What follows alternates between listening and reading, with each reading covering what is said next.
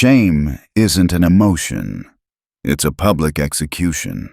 It's the moment someone tries to take your name, your dignity, your identity, and hang it in the middle of the room like a trophy. You feel it instantly. The heat climbing your neck, your stomach tightening, the air getting thinner, and suddenly the entire crowd feels taller than you, and your instincts start screaming. Do something. Defend yourself. Explain. Laugh it off. Apologize. Attack. Here's the brutal truth. The moment you react, you step into their trap. Because shame isn't about what they said. It's about the frame they just placed around you. The moment you start proving you're not what they accused you of, you've accepted their courtroom. You've agreed they're the judge. You've agreed you need permission to be innocent. And that's why most people lose. Not because they're weak. Not because the insult was clever. They lose because they play the wrong game. They think the game is who's right. But the real game is who controls the meaning of this moment. Machiavellian leaders understood this for centuries. Status warfare isn't fought with logic. It's fought with presence. And the opposite of shame isn't pride. It's indifference. Not the lazy indifference of someone numb, but the cold indifference of someone so anchored in their own value that an insult can't find a place to land. Indifference is a locked door. Shame is someone trying to kick it open. So, before we go anywhere, you need to understand what's happening inside you when someone tries to shame you. Because if you don't understand the machinery, you'll keep getting controlled by it. When a shamer hits you with, "Why would you wear that?" Or, "Did you really just say that?" Or, "Everyone knows you're lying," your brain doesn't treat it like a social moment. It treats it like a survival threat. Your amygdala flips the switch. Your body reacts like you're about to be exiled from the tribe. And for most of human history, exile meant death. That's why shame feels so physical. Your chest tightens. Your face warms. Your mind scrambles for words like it's trying to stop bleeding. The shamer is counting on that biology. They want you to stutter. They want you to get loud. They want your eyes to dart away. Because the person who reacts is the person who is being led. They're the director. You're the actor. And they just cast you as the fool. The Machiavellian mind does not follow instinct. It overrides it. Here's the first psychological surgery. You must see the shamer correctly. Their attack is almost never about you. Shame is projection. A secure person doesn't need an audience to feel tall. Only a desperate person does. So when they try to shrink you, they're admitting something without realizing it. You triggered them. You threatened their position, maybe with your confidence, your potential, your attention from others, or simply your refusal to worship them. In other words, the shame attempt is a confession. It tells you where they're bleeding. That's why the fastest way to dissolve shame is to step out of victim mode and into observer mode. The observer is dangerous because the observer can see the strings. The observer doesn't get hypnotized by the performance. The observer doesn't rush to fix the room's discomfort. The observer watches the room like a strategist watching a battlefield. And now we move into the next phase, the void. Most people cannot tolerate silence. Silence feels like danger. When an insult lands, it creates a vacuum. And human beings are conditioned to fill vacuums, laugh, explain, fight, soften, apologize, anything to patch the hole and return to comfort.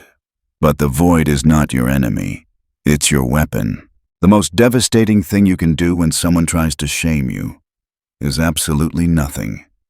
Done correctly. Not the nothing of fear.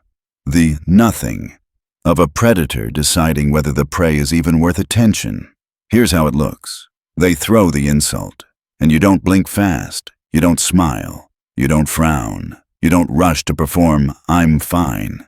You go still, not stiff still, like a lake with no wind. You look them in the eyes with dead calm, not anger, not hostility. Hostility admits they hit something. You give them a flat, clinical stare, as if you're studying a strange behavior in a lab. Then you count, slowly. 1, 2, 3. That's it, 3 seconds. And in those 3 seconds, the room shifts. Because the crowd was waiting for your reaction. They were waiting for you to scramble so the shamer could look powerful. But when no reaction comes, the audience's attention moves away from you and snaps back onto the attacker. The shamer hits air. And when someone swings at air, they look unstable. They start thinking, did that land? Does he even care? Why isn't she flinching? Silence becomes a mirror. It reflects their cruelty back onto them, but louder because now everyone is forced to sit in it. And this is where the void does its real damage. You refuse to pick up the burden they threw at you, so it drops at their feet. The awkwardness becomes theirs. The ugliness becomes theirs. The desperation becomes visible. They'll often try to repair it.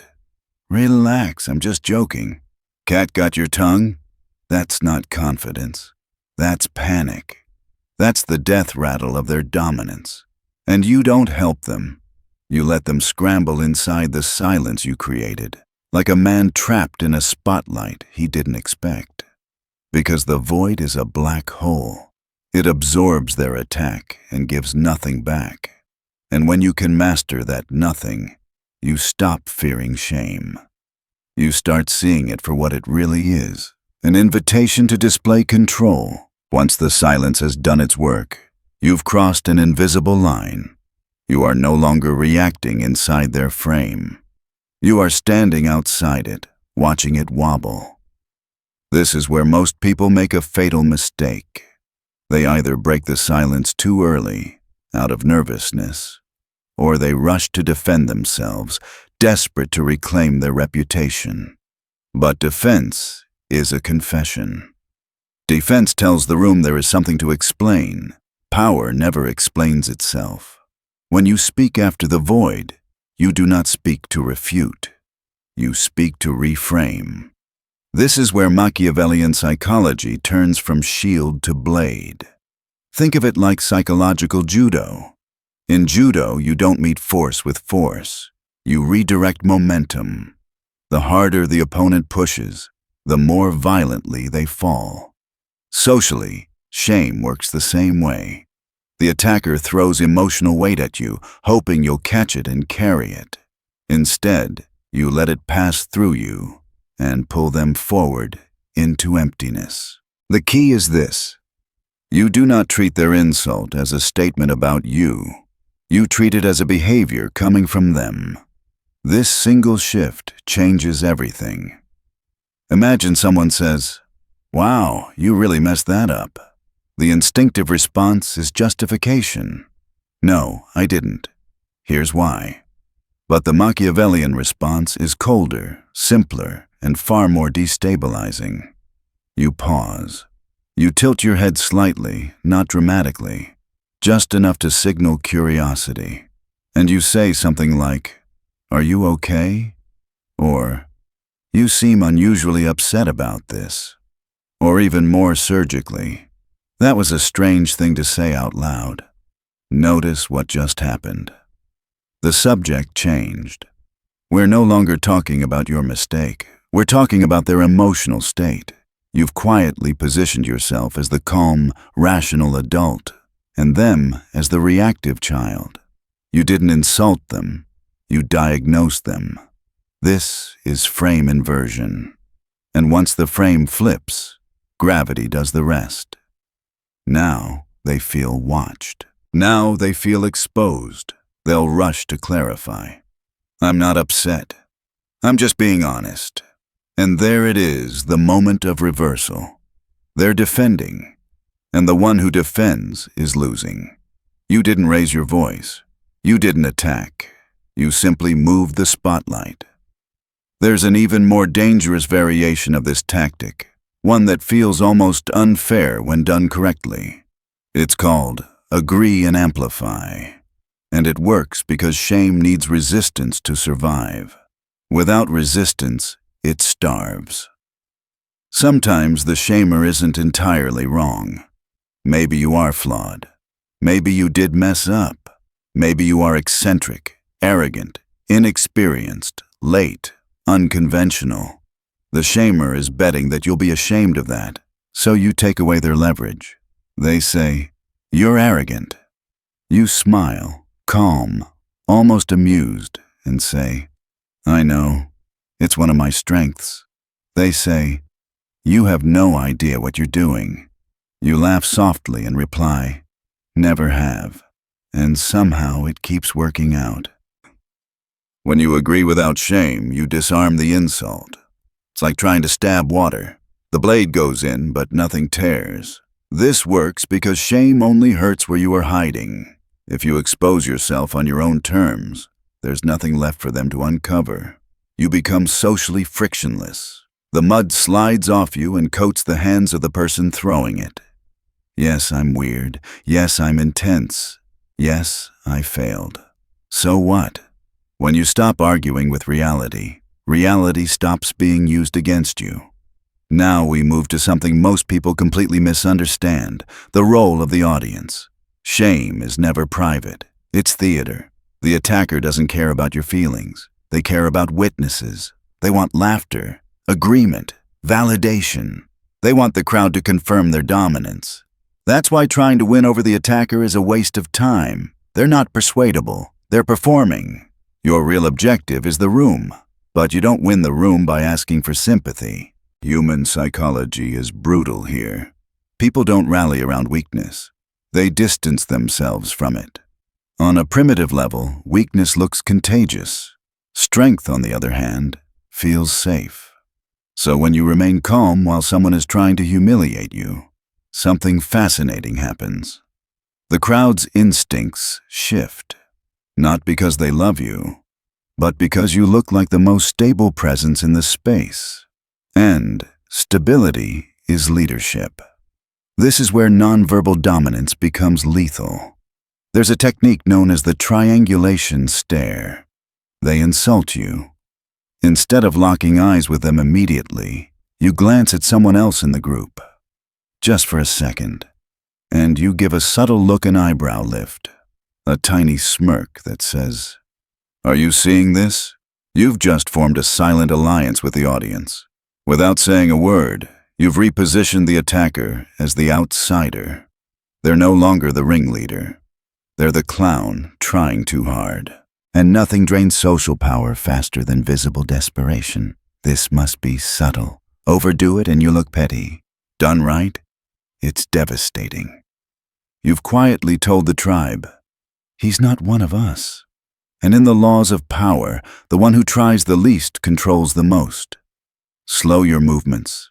Lower your voice. Let your breathing stay steady. Be the rock while they thrash like water against it. The storm always exhausts itself. The rock never chases it. Once you understand this, shame stops feeling dangerous. It starts feeling predictable, and predictability is power.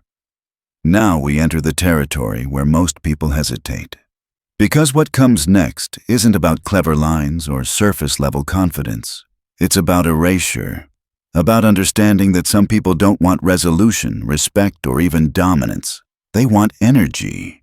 And if you give them any anger, wit, resistance, even psychological judo, you're still feeding them. These are the people who thrive on reaction. The ones who light fires just to watch something burn. For them, even losing feels like winning if it keeps them relevant. This is where the nuclear option comes in. The nuclear option is not silence as punishment. It's silence as deletion. There is a critical difference. The silent treatment says, I'm hurt, so I'm withholding myself. That's emotional. That's still a relationship. Active non-existence says something far colder. You do not register. When someone like this speaks, you continue what you were doing as if a chair creaked or a door closed. You don't pause. You don't glance. You don't acknowledge the sound as coming from a person. If they're standing in front of you, you look through them, not at them, like they're a piece of glass between you and something real behind them. This triggers something ancient and terrifying in the human psyche. Being attacked hurts. Being ignored annihilates. Attack acknowledges existence. Indifference erases it. They will escalate. They always do. They'll get louder, cruder, more aggressive. Let them. Every escalation while you remain untouched makes them look more unhinged. They are burning themselves alive in public, and you're calmly discussing the weather, sipping your coffee, living your life. This is dominance at its purest. The dominance of a mountain over an ant. The ant can bite forever. The mountain doesn't flinch not because it's cruel, but because it simply exists on a different scale. But here's the truth most people don't want to hear. You cannot fake this. If inside you still crave their approval, your body will betray you. Micro-expressions don't lie. They'll smell the fear under the performance. Which brings us to the real battlefield. All external tactics fail if your internal structure is weak. You can memorize pauses, stares, lines, techniques. But if shame lives inside you, someone will eventually find it and press on it. So we move inward. This is the phase of the internal fortress. Why does shame hurt? Not because the words were sharp, but because you let someone else hold the gavel over your worth.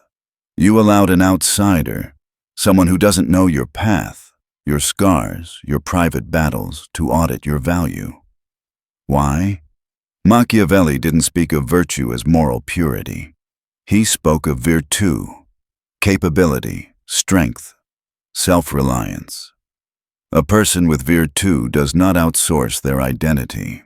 They know who they are. And when you know who you are, insults lose their gravity. If someone calls a lion weak, the lion doesn't argue. It doesn't roar in defense. It doesn't explain its muscles. It walks away, bored. The problem is that most people don't know themselves. They're still hiding from parts of who they are. And whatever you hide becomes a handle others can grab. This is why shadow work matters. You must face the things you're ashamed of before someone else weaponizes them. Your past, your failures, your body, your bank account, your loneliness, your mistakes. You bring them into the light privately and you say, yes, this exists. The moment you accept your own flaws, you become untouchable. Shame only works on secrets. If you hide nothing from yourself, there is nothing for others to expose. This is the paradox of power. The man hiding behind armor is fragile. The man standing naked in the storm, saying, I have nothing to hide, is terrifying. When you reach this point, you stop entering rooms asking, will they like me? You start asking, do I respect what I see here? The axis flips. You become the judge, and judges are not easily shamed. Still, there are moments when silence isn't enough. Moments where allowing disrespect to stand sends the wrong signal, not just to others, but to yourself. In those moments, you don't explode. You cut, but you cut like a surgeon. A butcher swings wildly and creates chaos. A surgeon makes one precise incision and removes the organ. Verbal counterattacks must follow the rule of brevity. One sentence, clean, final. Anything longer looks defensive. The first surgical strike is the who frame. They insult you. You look at them and ask, calmly, who are you trying to impress right now? That question detonates beneath the surface. It exposes the performance. It tells the room, this is theater. It breaks the fourth wall and leaves them naked in front of their own audience. The second strike is the repeat command. They say something nasty. You cup your ears slightly and say, "Sorry, say that again, I didn't catch it." Insults are like jokes. They only work once. Forced repetition drains them of rhythm. Most people won't repeat it. They'll retreat. Never mind. And just like that, they've backed down. The third is the validation trap. You smile gently and say, "I know things are hard for you right now. You don't have to take it out on me." You don't attack them. You pity them. And nothing humiliates a narcissist more than compassion they didn't ask for. You frame them as the unstable one. If they lash out, they prove your point. If they retreat, you win. Head, you win. Tails, they lose. And after the cut, this part is crucial, you withdraw. Power is about access. Attention is currency. When you remove it, you impose a cost. You don't linger. You don't check reactions. You move on as if the interaction never mattered. Because the deepest insult isn't anger. It's being forgettable. What happens after the moment matters more than the moment itself. Most people ruin their own dominance by lingering. They glance back. They search faces. They silently ask the room, "Did I win?" And in doing so, they give away the very power they just earned. Machiavellian power is never needy. It never waits for applause. Once you've deployed the silence, the stare, or the surgical strike, you withdraw your attention completely. You turn to someone else. You change the subject. You leave the room, not abruptly, casually, as if the encounter was so insignificant it barely registered in your memory. Because attention is the most valuable resource in any social environment. When you remove it, you impose a punishment more severe than confrontation. You're telling them without words that they are not worth your focus, and focus is power. Let them sit with the wreckage alone. This is why Machiavelli understood that power isn't about domination in the moment. It's about controlling access over time. When you deny someone access to your emotional energy, your reactions, your validation, you starve them. And starved egos do dangerous things to themselves. Now zoom out. This isn't just about individual confrontations. It's about the world you're living in. We are in a social coliseum. Every comment section, every workplace, every group chat, everyone watching, judging, ranking. Public shaming has become currency. People trade it for attention.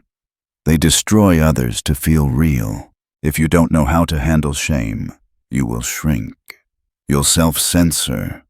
You'll become careful, quiet, agreeable. You'll turn into a gray shape that offends no one and inspires no one.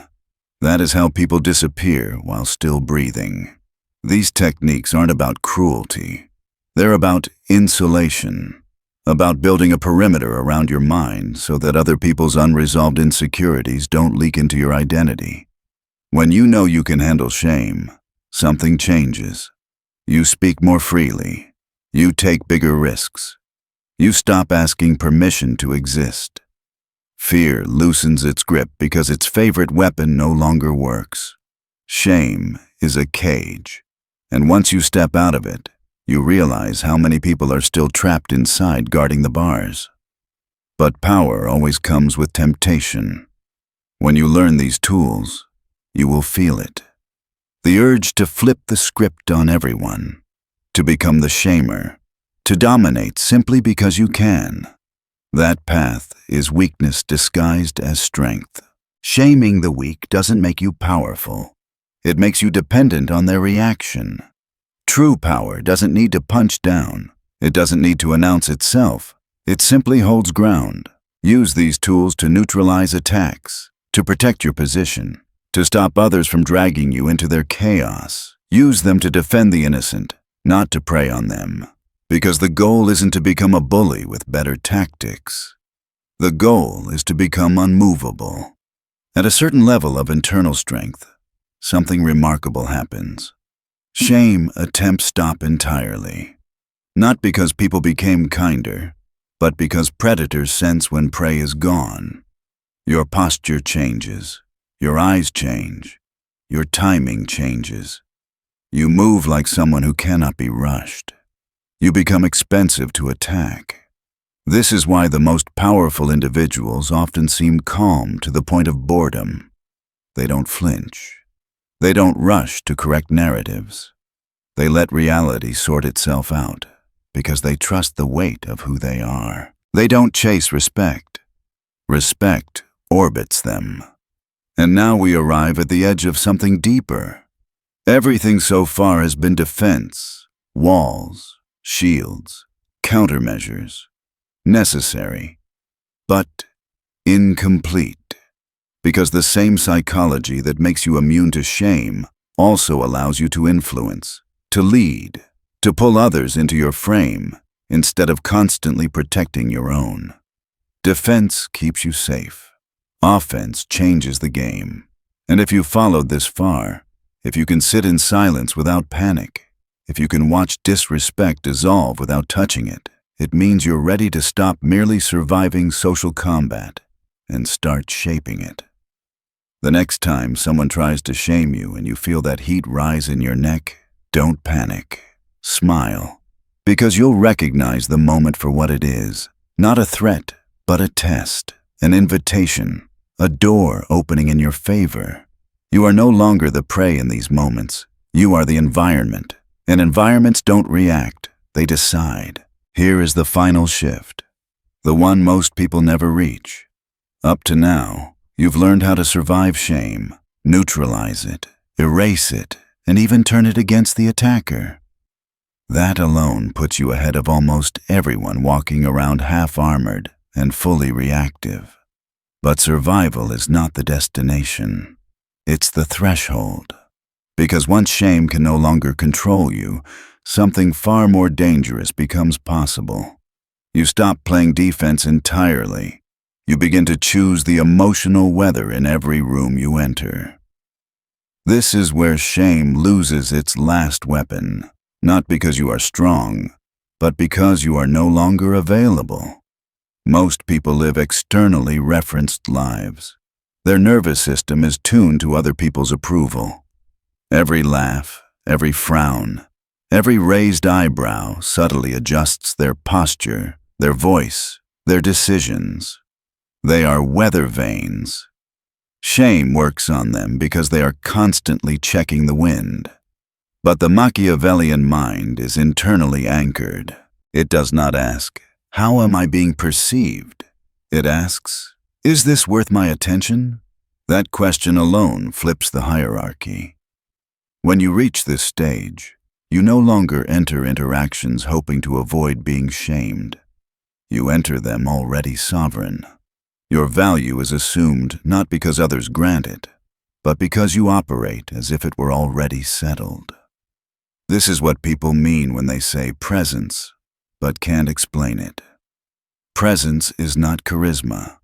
It's not confidence tricks. Presence is the absence of internal negotiation. No inner committee, no self-justification, no silent begging to be accepted. Just stillness. And stillness is terrifying to anyone who needs chaos to feel alive. At this level, shame attempts don't feel insulting. They feel diagnostic. They tell you exactly who is beneath emotional control, who is insecure, who is desperate for leverage. You start reading people the way a chess player reads a board patterns, impulses, weaknesses without emotion attached. This is why true power always looks calm. The calm is not politeness, it's clarity. Now understand this carefully. The goal is not to dominate every interaction. That's a trap. People who need to dominate are still trapped by others. They need resistance to feel real. The goal is optionality. Optionality means you can engage, neutralize, cut, or disappear without emotional cost. You are not compelled.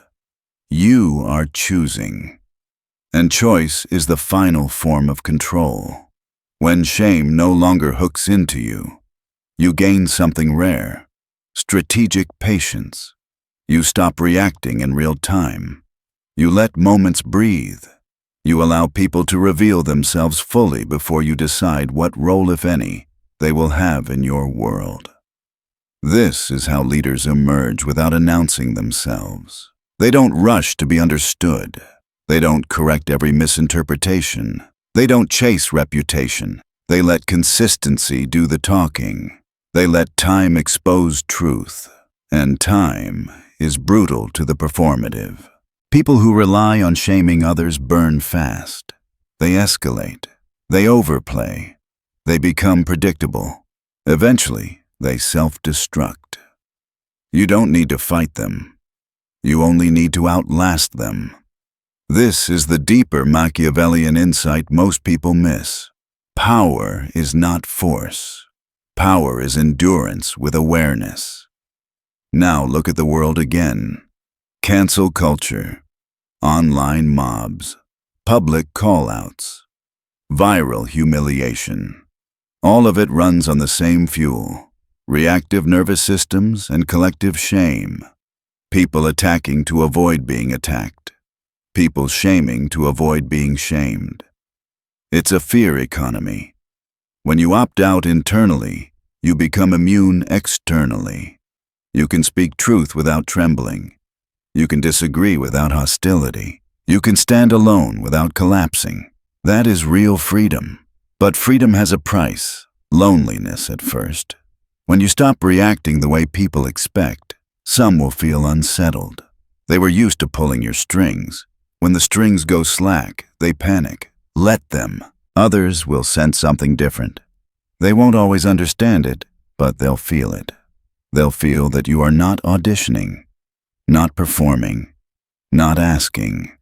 And people are drawn to that instinctively, because deep down, everyone is tired of pretending. This is how influence actually works. Not through persuasion, but through gravity. People don't follow arguments. They follow certainty. They follow emotional stability. They follow the person who is least shaken when pressure arrives. That person becomes the reference point. And once you become the reference point, shame no longer flows toward you. It flows away. Now remember this moment. The next time you feel that familiar heat rising in your neck, the next time someone tries to shrink you in front of others, the next time your body prepares to fight or flee, pause. Smile not outwardly, but inwardly, because you'll recognize what's happening. You'll know the game. You'll see the strings.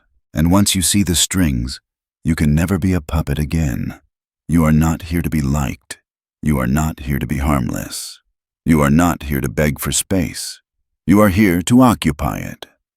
Most people will hear these ideas, nod, feel a rush, and then go back to old patterns tomorrow. They are addicted to their own reactivity.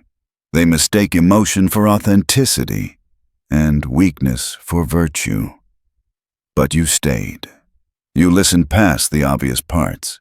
You felt the silence between the words. That tells me something about you. It tells me you're ready to stop outsourcing your self-worth to crowds, comments, and insecure strangers. This was the defense. The next layer, the offensive side of power, influence, loyalty, and quiet dominance, is darker, subtler, and far more consequential. That path isn't for everyone, but if you're still here, you already know this. You are no longer trying to avoid being shamed. You are no longer the prey. You are the frame. And once you become the frame, everything else rearranges itself around you. Shame only works on those who still need permission to exist. The moment you withdraw that permission from the world, its power collapses. Remember this. Silence is not weakness, indifference is not apathy, and calm is not submission. They are signals of inner sovereignty. When someone tries to make you small, They reveal their own fear of disappearing. Let them. You don't need to fight, explain, or prove anything. Stand still. Let the noise pass. What remains is you unmoved, unclaimed, and unshakable. And in that stillness, real power begins.